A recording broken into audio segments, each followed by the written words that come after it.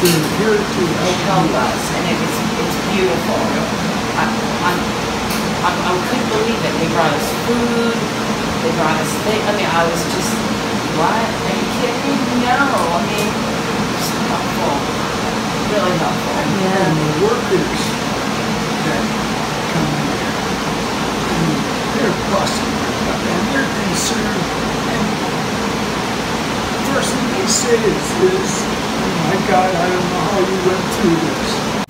We've had cleaning supplies from bleach to trash bags, all kinds of cleaning supplies, different snacks, water, just so many different things. Tons of clothing, uniforms, right. Everything from women's to babies, diapers, toiletries. We've had everything dropped off, Yeah. and we passed it all out We've been today. bagging things up and just giving them to people to help them.